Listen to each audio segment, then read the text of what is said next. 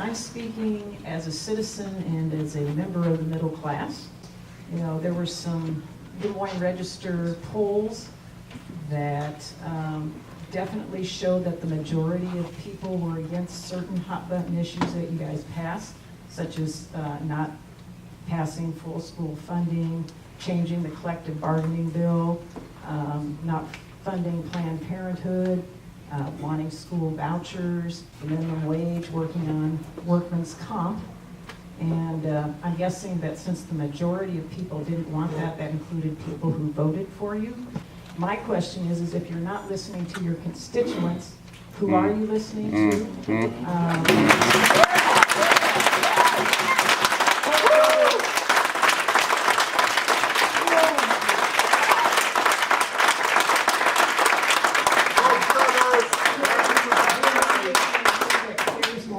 Iowa than Iowans, and who are you listening to that knows more about what Iowans want than Iowans? So that's my first question.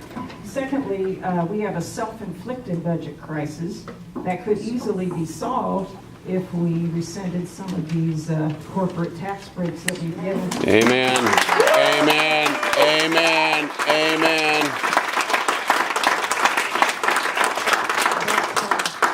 Since you intend to vote to balance the budget on our backs as citizens, my question is, there's one group of Iowa public servants who have not had to sacrifice anything in their pocketbooks, so would you be willing to forego your salaries and benefits to help with the budget crisis that you've created?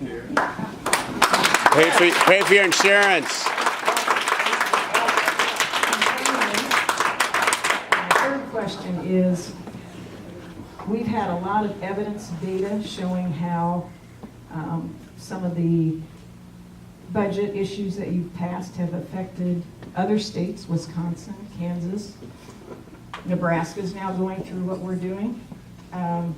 So my question is, what kind of research, data do you guys need to change your minds? I mean, we've asked us to be open-minded about your situation, so I would like for you to be open-minded and let us know what it takes to change your mind about damaging the middle class in Iowa.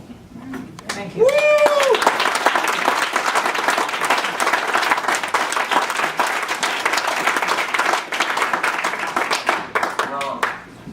Several questions there. I'll try to do my best to address those.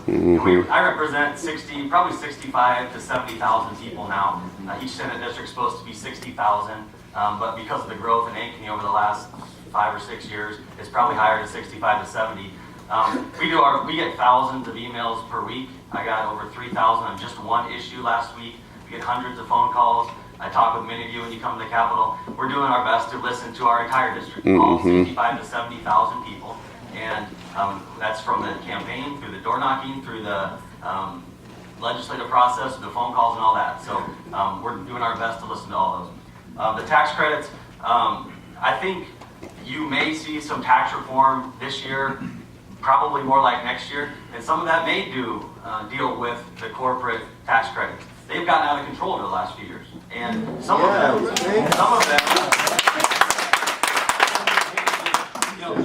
we don't want to do anything that is going to kill job creators either. I mean, we all need jobs, and we work for companies. Not 725. We research a lot of these issues a lot of time, and there's a lot of research on both sides of the issue. The tough thing about politics is there's politics involved, and so trying to cut through and find the truth on a lot of these issues is hard to do. We do our best to do that. You guys been going with big money. Yeah. Well, let's talk a bit about the Stand up. Stand up. Sign down. Yeah. Big money. Koch brothers, Americans for Prosperity, ALEC. Haven't spent a minute with any of them. Haven't had a nickel from any of them. There's a misperception. You vote their way. Yeah, you still vote their way. All right. Well, why don't we take turns? I've been outspent in campaigns quite frequently. It's not driving what is the anchor from which any of the three in the state legislature voted. It's certainly true for the other two. City and county aren't here because of the election campaign. The image that's driving how we're voting is just inaccurate. Having said that, the part of the lady's good question was, around would you take a cut?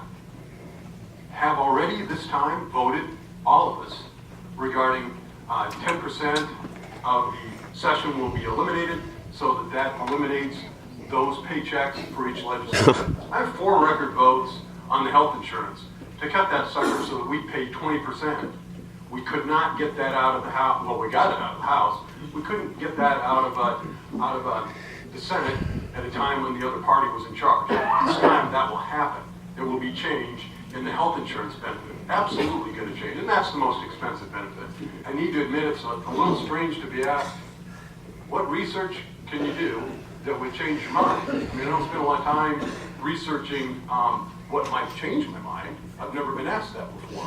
But in terms of spending time, listening carefully to the inputs that come in, I take very seriously my job to hear, listen, and then amend where we need to adjust a direction a bill is going so that we rebalance how that outcome moves forward. I've never taken and I've never had a conversation with any of the Koch brothers or anybody that works for their companies that I know of, and I don't intend to.